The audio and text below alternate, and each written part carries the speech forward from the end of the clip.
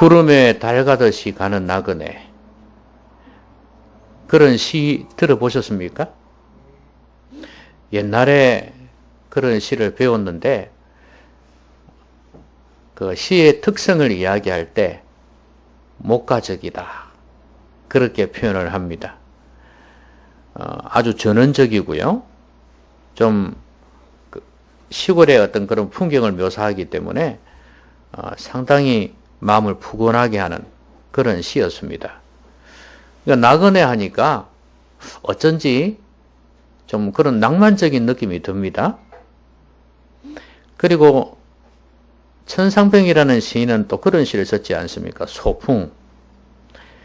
그래서 이 죽음을, 우리 인생 사는 것을 소풍을 왔다가 가는 것으로 그렇게 묘사를 했어요.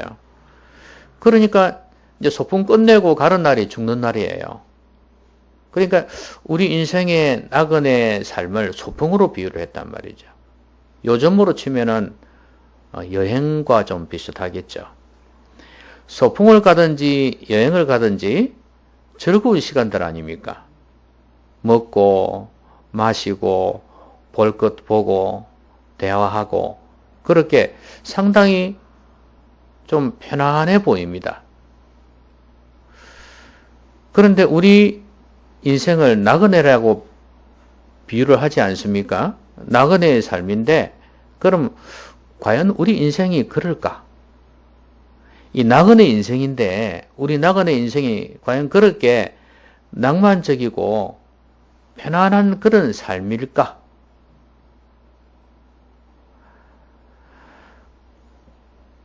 우리 나그네 인생을 가장 잘 묘사한 것이 철로역정이라고 볼 수가 있어요. 하늘 가는 힘겨운 여정. 이게 철로역정입니다. 우리 인생은 태어난 순간부터 꼭 누가 말했듯이 고해라고 안 해도 너무 힘든 삶을 살아갑니다. 어쩌면 타락한 이 세상에서 동물들도 그렇고 사람도 그렇고 모든 피조물이 힘겹게 삶을 살아가요. 그래서 나그네의 삶이라 할 때는 성경에서는 결코 낭만적으로 이야기하지 않습니다. 이스라엘 백성들에게 약한 사람을 돌봐주라 그랬지 않습니까? 그 중에 고아와 과부가 있고 그 다음에 나그네가 있어요.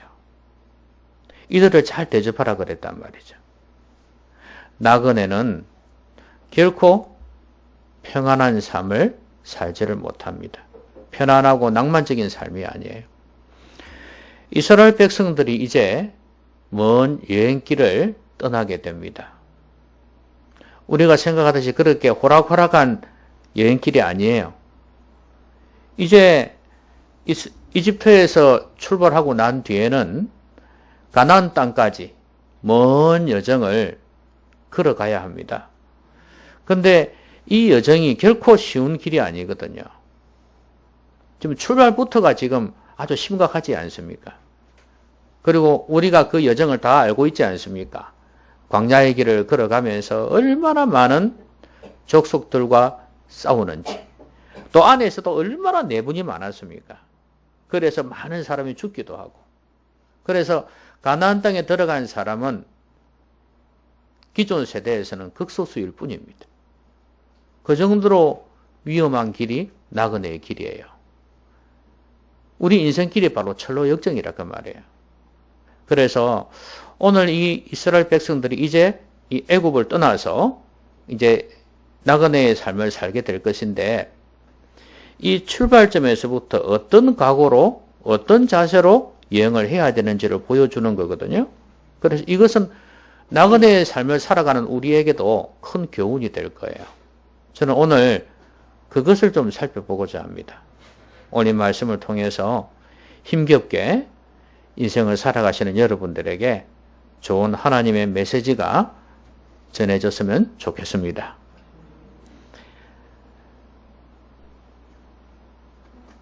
오늘 그 마지막 재앙이 이제 시작이 될 거 아니에요?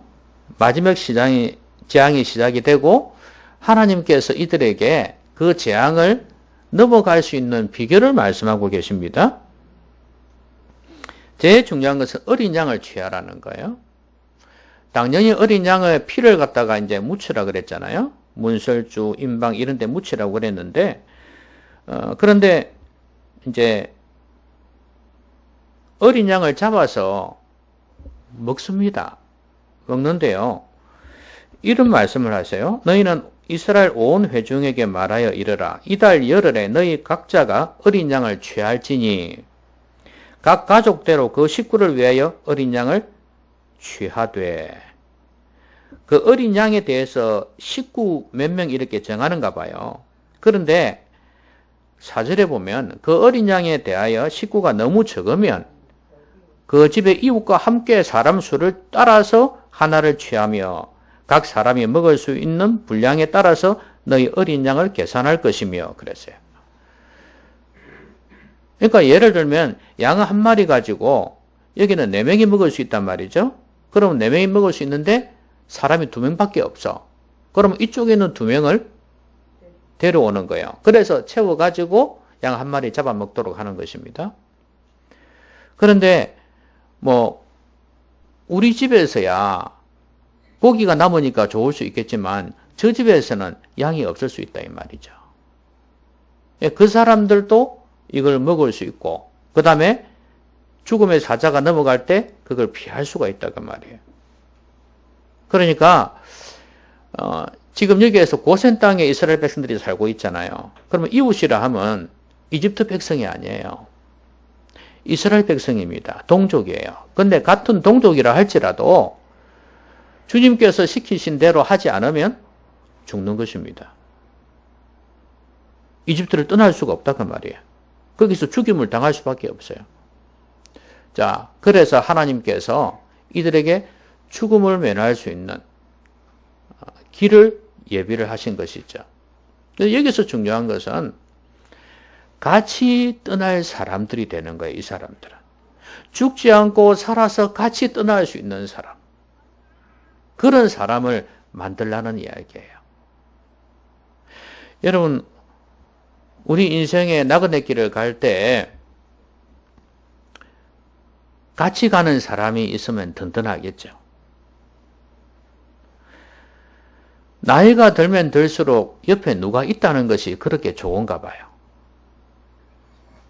특히 여성들은 남자들에 비해서 외로움을 많이 타는가 봐요. 저는 이때까지 살아오면서 외로움이란 걸 못 느껴봤거든요.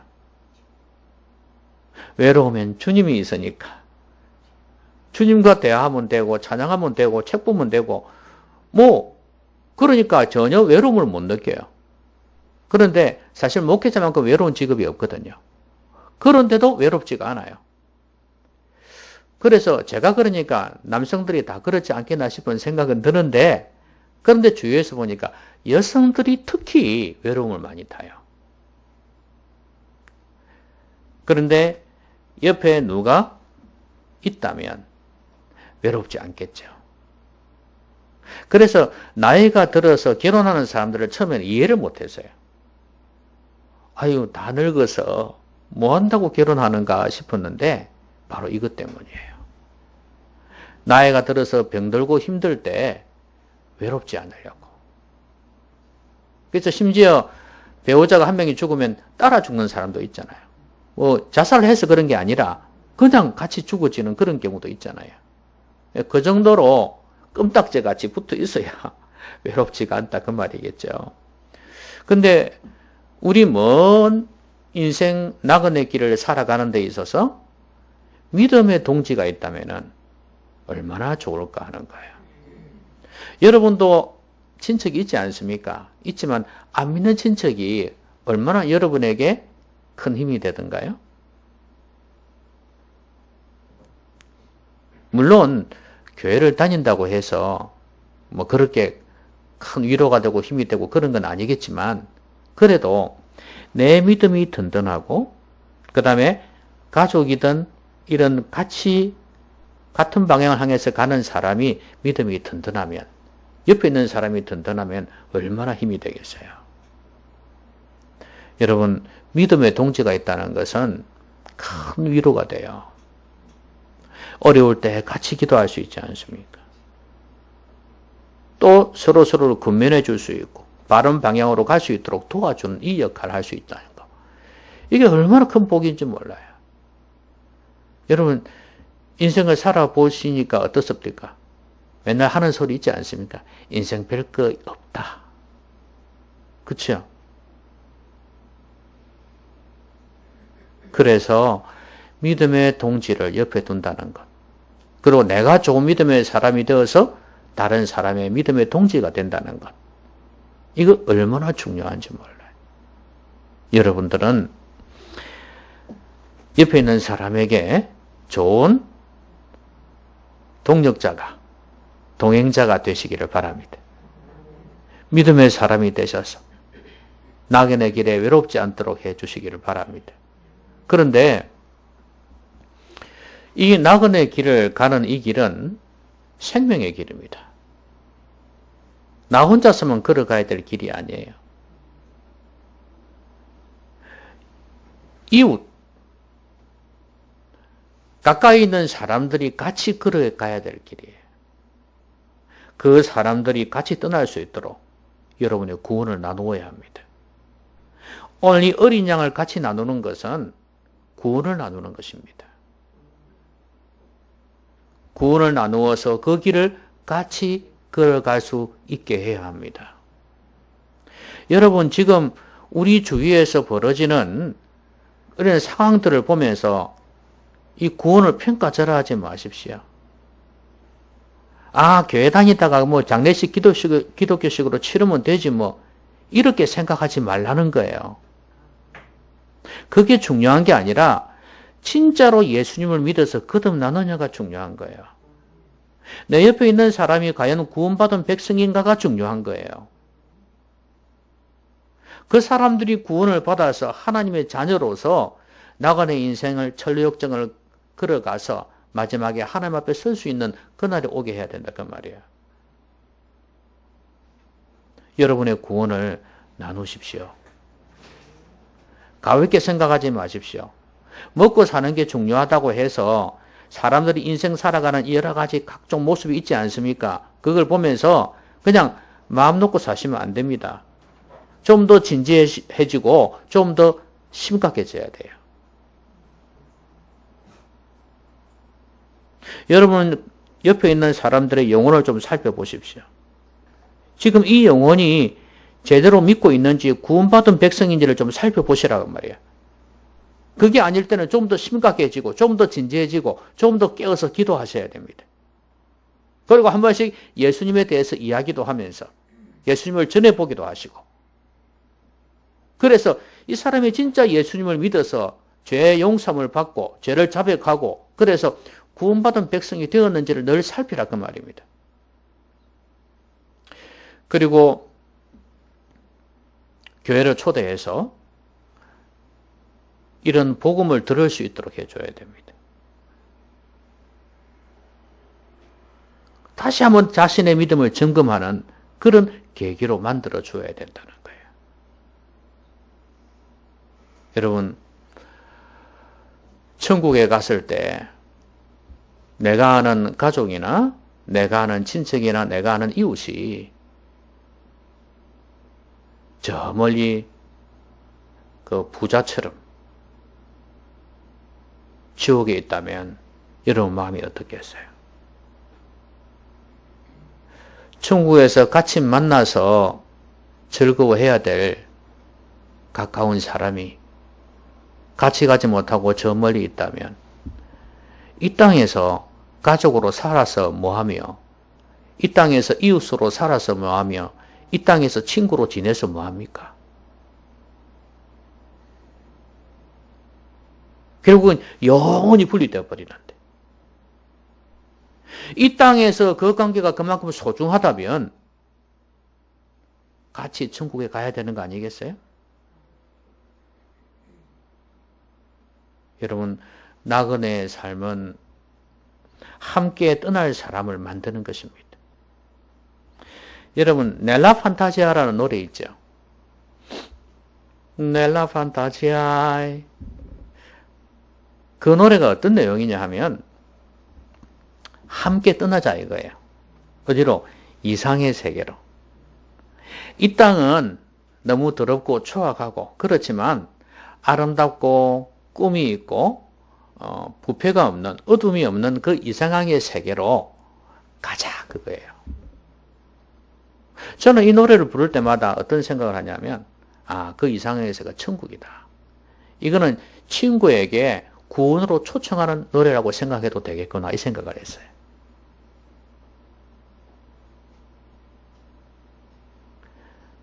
그리고 또 time to say goodbye 있잖아요. 이제 굿바이 해야 될 시간이다 이 말이야. 이거는 여러분 알다시피 다른 사람한테 안녕, 뭐 헤어지자 이런 말이 아니에요. 사랑하는 사람이 같이 나하고 이제 가자 그 말이에요. 이제 우리 저 사람들에게 이 세상에 작별을 구할 시간이다 가자 그 말이에요. 역시 이것도 어디로? 이상의 세계로. 역시 구원 초청의 노래예요. 전 그렇게 생각해요. 저는 그렇게 생각하고 불러요. 여러분이 정말로 사랑하는 사람이라면, 여러분이 정말로 가까이 하는 그런 사람이라면 이 사람이 영원한 천국에 같이 갈 수 있도록 믿음의 세계에 들어올 수 있도록 초대해야 합니다. 그리고 그 영혼들을 살펴야 되고 여러분 주위에 가족뿐만 아니라 주위에 친구들이든 이웃이든 간에 그 영혼들이 주님을 알 수 있도록 진짜 아픈 가슴을 가지고 기도하면서 그들을 이끌어야 되지 않겠습니까? 그런 사람이 여러분에게 있다면 여러분은 외롭지 않을 것입니다.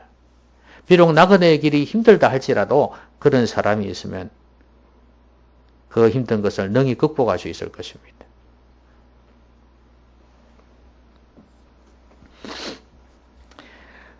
그 다음에 이제 그 여러 가지 그 어린 양도 먹고 여러 가지 뭐 나물 이런 먹을 걸 말씀하지 않습니까?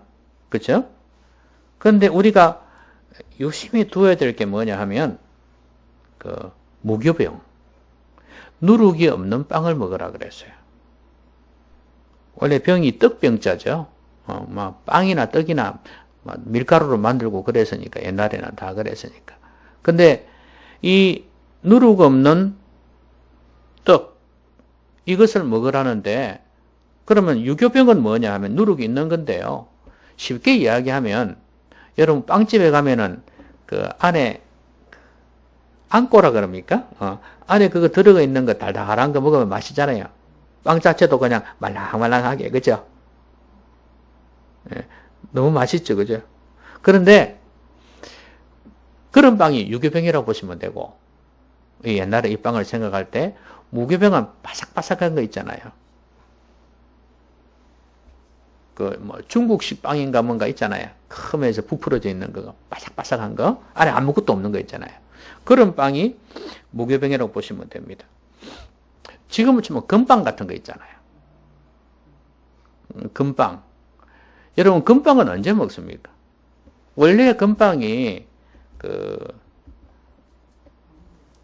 군인들 급식 그 비상식량 그죠? 어로 상당히 좋죠. 그거 먹고 물만 있으면 계곡에서 물 떠가지고 이렇게 먹으면 배 불러지잖아요. 그렇죠? 비상식량이에요. 그러니까 금빵 같은 것은 멀리 갈 때 좋죠. 썩지 않으니까. 그런 것처럼 여기에 무교병도 그런 상징성이 있어요. 그러니까 안주하는 삶을 사는 게 아니라 멀리 떠날 사람들이 먹는 거예요. 그런 뉘앙스가 있어요.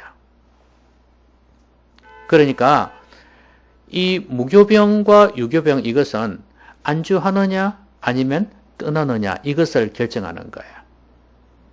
이 말은 안주하려고 하지 말라는 거예요.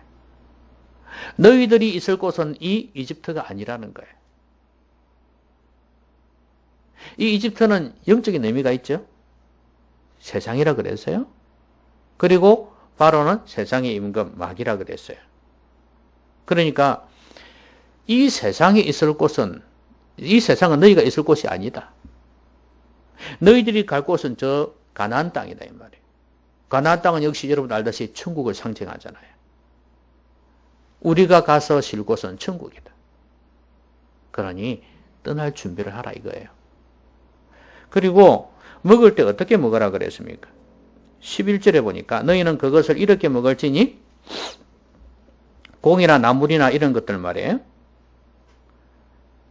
허리에 띠를 띠고 발에 신을 신고 손에 지팡이를 잡고 급히 먹으라. 왜 이렇게 말씀하죠? 왜 급히 먹어야 되는데요? 왜 신발을 신고 먹어야 되는데요? 왜 허리에 띠를 띠고 먹어야 되는데요? 떠날 준비하라 그 말이에요.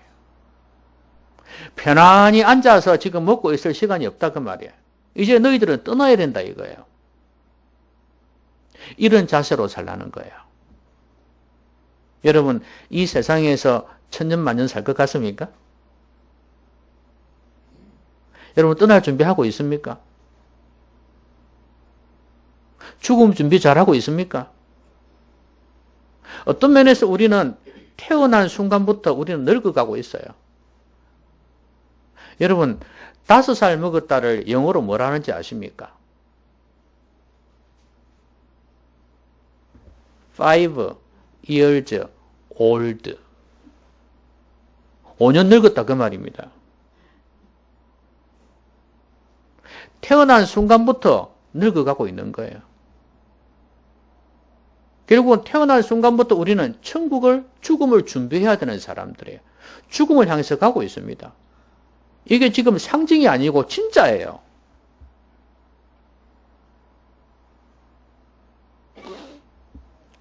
웃기는 것이 중학생이 아이고 나는 늙었다 이 소리 하고는 웃었습니다.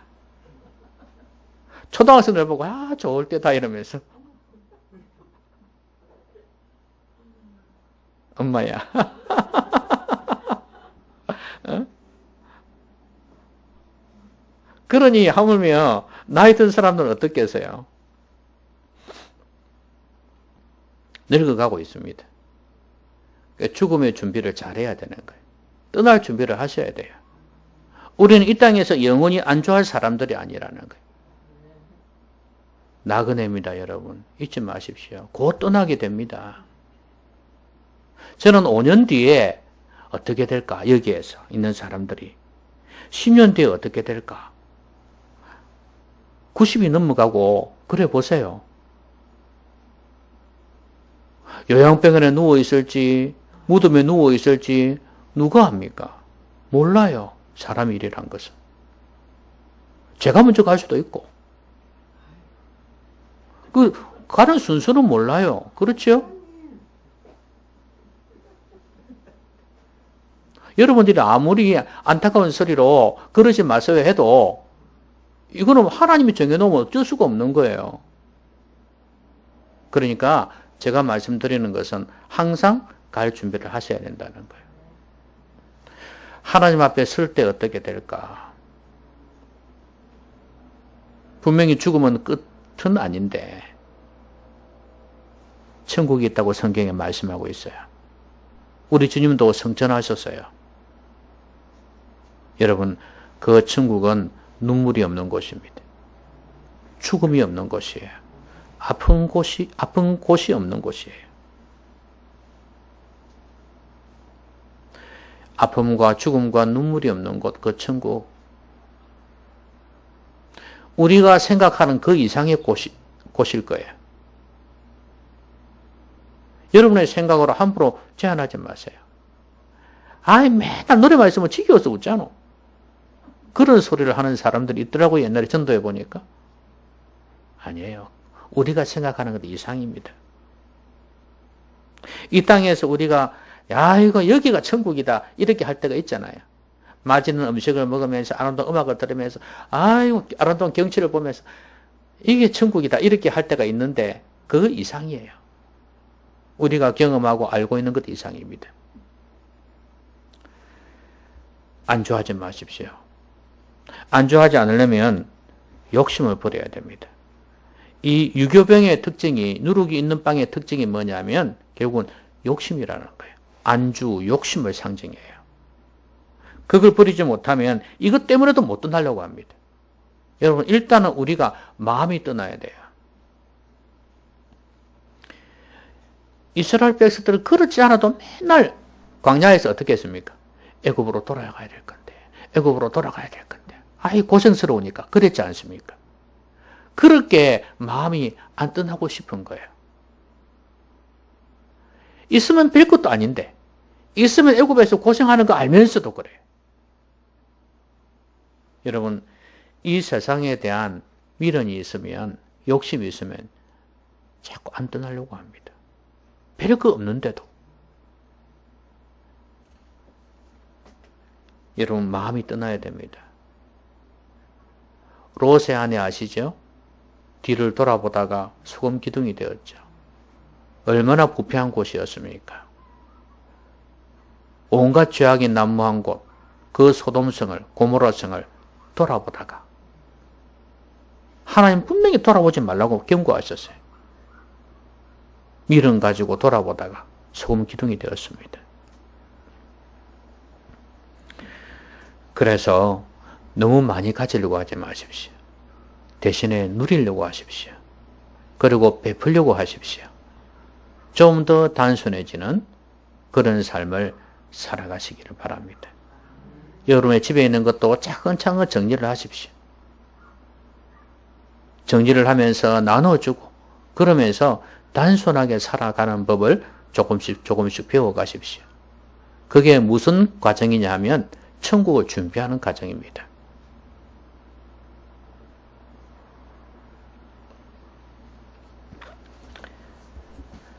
단순한 삶은 나그네의 삶의 특징이라고 보시면 됩니다. 여러분, 이사할 때가 참 좋죠. 왜냐하면 청소도 되고 그 다음에 낡은 것을 버릴 수 있는 기회예요. 좀 수고스럽지만 필요 없는 것 그거 버릴 수 있는 계기가 됩니다. 그리고 짐이 간단하면 간단할수록 이사하기가 쉽죠. 그렇습니다. 우리 교회는 그래도 이사하기가 수월해요. 큰 교회들은 이사한다고 생각해 보세요. 이건 보통 일이 아니에요. 구석구석에 얼마나 많은지 몰라.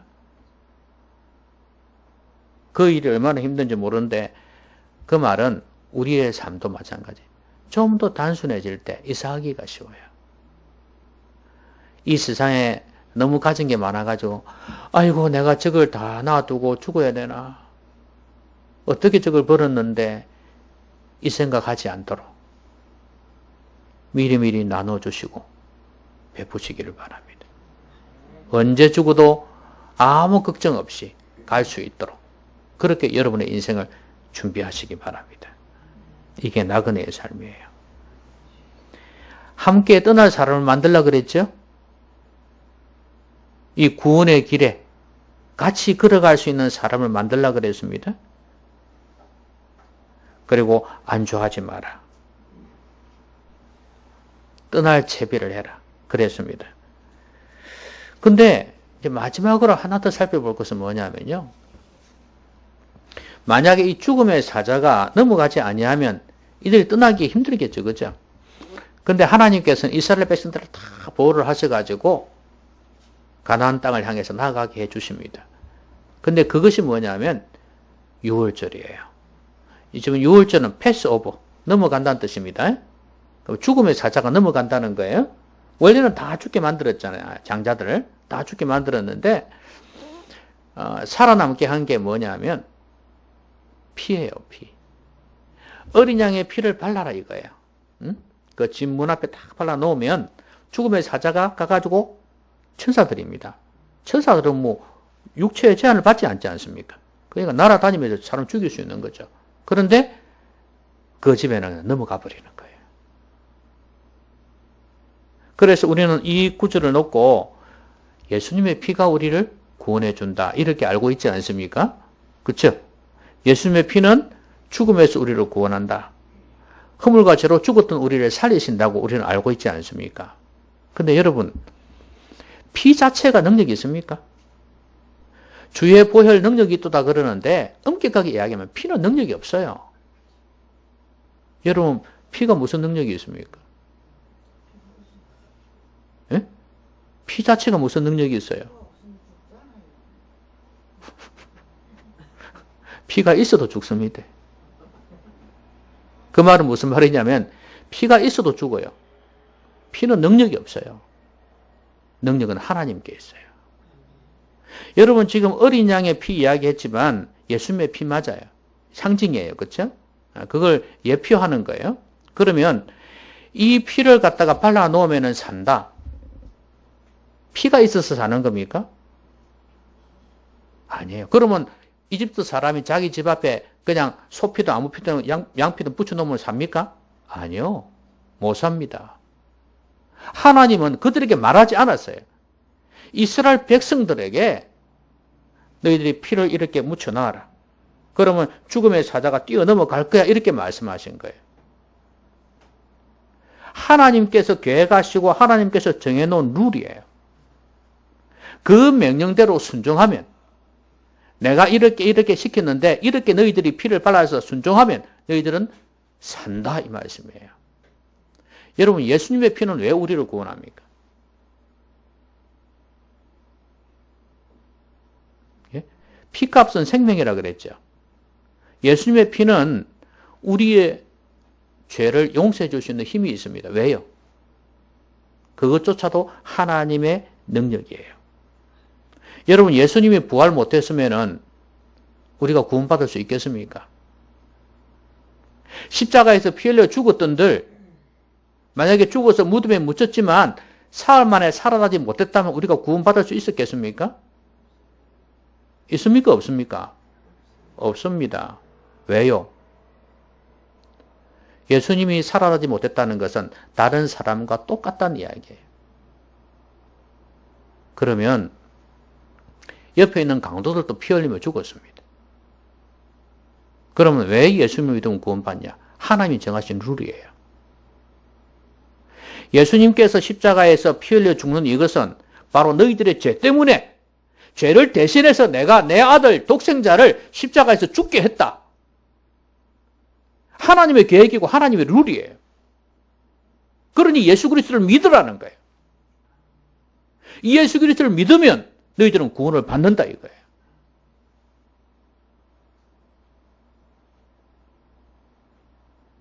여러분 여기서 제일 중요한 핵심이 뭔지 압니까? 하나님의 말씀에 순종하는 거예요. 양을 잡아서 먹고 피를 갖다 발라라 이거예요. 십자가에서 죽으신 예수 그리스도를 믿으라는 거예요.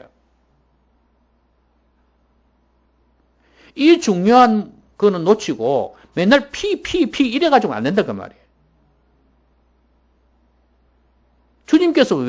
하나님께서 왜 십자가에서 예수님을 죽게 하시는지를 알아야 돼요. 왜 예수님의 피를 흘리는지를 알아야 돼요. 바로 나의 죄 때문에 죽으셨단 말이에요. 하나님께서 그렇게 계획을 해 놓으셨어요. 내 아들 독생자 예수 그리스도를 십자가에서 죽게 했다 이거예요. 너희들 죄 때문에. 그러니 십자가를 바라봐라. 예수 그리스도를 믿어라. 그러면 너희들은 죄 용서를 받는다 이거예요.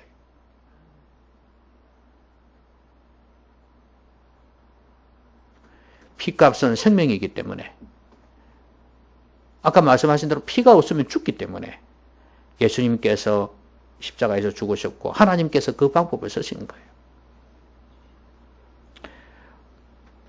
핵심은 하나님의 말씀에 대한 순종입니다.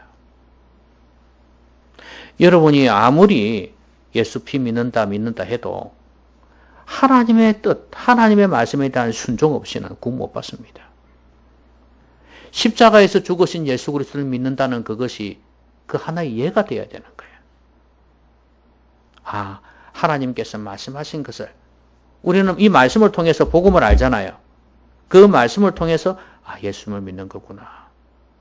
이 말씀을 통해서 순종하는 거구나. 하나님 기뻐하시는 삶을 사는 거구나. 이렇게 되어져야 된단 말이에요.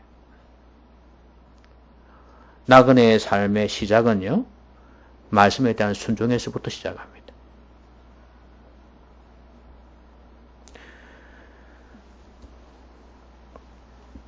모든 키는 우리 하나님이 갖고 계십니다. 여러분, 이스라엘 백성들이 광야로 나왔죠. 아까 제가 말씀드렸습니다. 가나안 땅에 들어간 사람은 몇 사람이었죠? 전 세대에서, 앞 세대에서. 뒤에 나온 세대는 들어갔지만 앞 세대에서 가나안 땅에 들어간 사람은 누구였어요? 모세도 못 들어갔죠? 누구 들어갔어요? 여호수아, 갈렙. 결국은 뭡니까?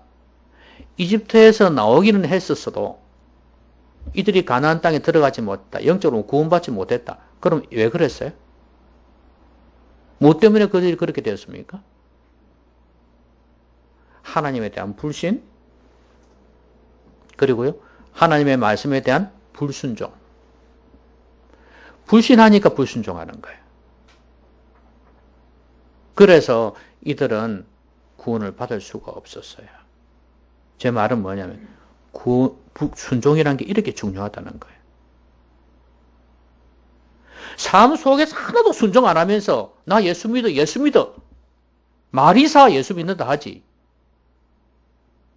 진짜로 예수 믿게 되면 거듭나고 변화가 되는데 정도는 다르겠지만 그래도 세상 사람과 다른 모습이 있으면서 좀 변화가 되어져야 되는데 그건 없으면서 나 구원받았다고 큰소리치고 앉아있으면 안 믿는 사람들이 뭐라는 줄 아세요? 웃기고 있네. 그러면 나는 천국 100번도 가겠다. 순종이 얼마나 중요한지 몰라요. 여러분, 우리의 나그네 길, 구원의 길의 출발점은 이거예요. 이것 없이는 여행길이 출발도 순탄하지 못하고 가는 여정, 과정도 순탄하지 못해요. 얼마나 힘든지 몰라요. 무엇보다도 대적들이 있어서 힘들고 어려운데 그나마 하나님께서 함께 해주셔야지 능히 그것도 극복하고 넘어갈 수 있는 거 아니에요. 근데 그게 없으면, 하나님의 도우심이 없으면 이 여정에서 그냥 지치고 쓰러지는 거, 포기하는 인생이 되는 겁니다. 영적인 길을 걸어가지 못하고 그것을 포기한다 그 말이에요. 체념하면서 이렇게 저렇게 살아간다 그 말이에요. 여러분, 오늘 하나님께서 모세를 통해 주신 이 말씀에 대한 신뢰가 없이는 순종 못합니다. 애게게 피 묻힌다고 살아? 웃기고 있네. 이러면 순종하겠습니까? 네? 하나님에 대한 불순종, 그 말씀을 전해준 모세에 대한 불순종이, 불신이 있으면 이거 순종하겠냐 그 말이에요. 하나님을 믿었고 모세를 믿었습니다. 그렇기 때문에 그대로 행했고 살 수 있었어요.